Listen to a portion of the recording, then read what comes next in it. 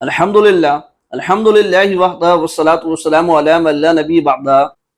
امت مسلمہ کو دعوت فکر شیعہ اثنا عشریوں کے حوالے سے کہ شیعہ اثنا عشری چاہے کہیں کا رہنے والا ہو، چاہے ایران کا رہنے والا ہو یا چاہے امریکہ کا رہنے والا ہو، ان تمام کے نظریات صحابہ کرام کے حوالے سے ایک جیسے ہوتے ہیں، ان میں کوئی فرق نہیں ہوتا۔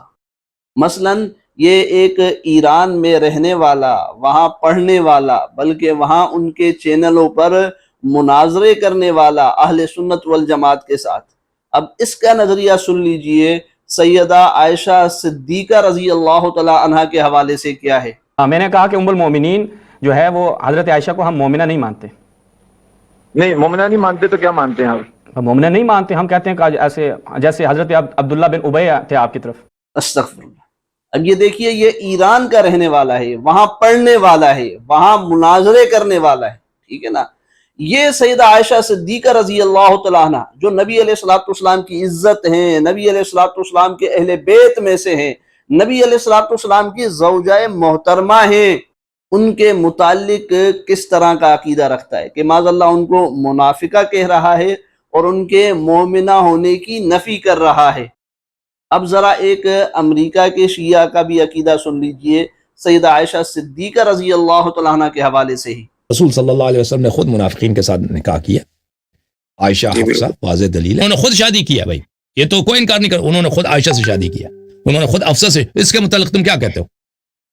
اس کے متعلق کوئی ہے کہ حکم ہے کہ نہیں کہ تم جب شادی کرو تو تم رشتہ ایسے عورت مومنہ عورت کا انتخاب کرو، فلان عورت کا انتخاب کرو، بکر کا انتخاب کرو، خوبصورت کا انتخاب کرو، حالانکہ یہ صفات ان میں سے کوئی عائشہ میں نہیں ہے۔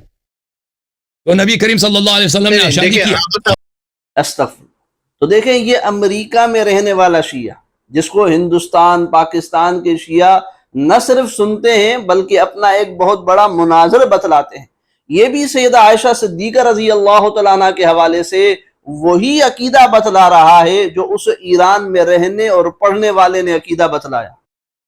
مزید سن لیجئے ان دونوں کے نظریات اور عقائد حضرت ابوبکر صدیق رضی اللہ تعالیٰ عنہ اور حضرت عمر رضی اللہ تعالیٰ عنہ کے حوالے سے بھی۔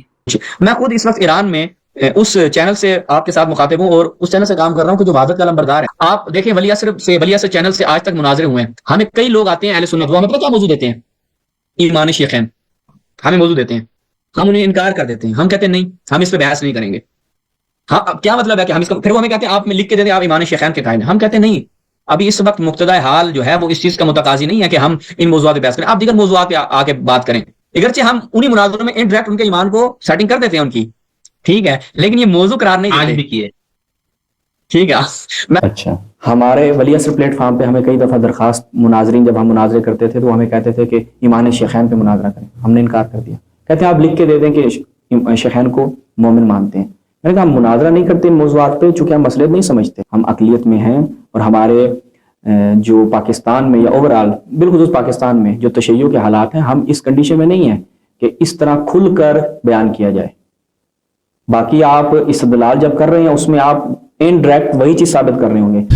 ہم ابوبکر عمر کا اسلام ثابت کرو، میں اپنا نام، میرا نام حسن اللہ یاری ہے، میں چینج کر دوں گا، اس کا نام کا نام رکھ دوں گا غلام یزید، غلام عمر، غلام عائشہ، تم جو چاہو میرا نام چینج کرو۔ استغفر اللہ۔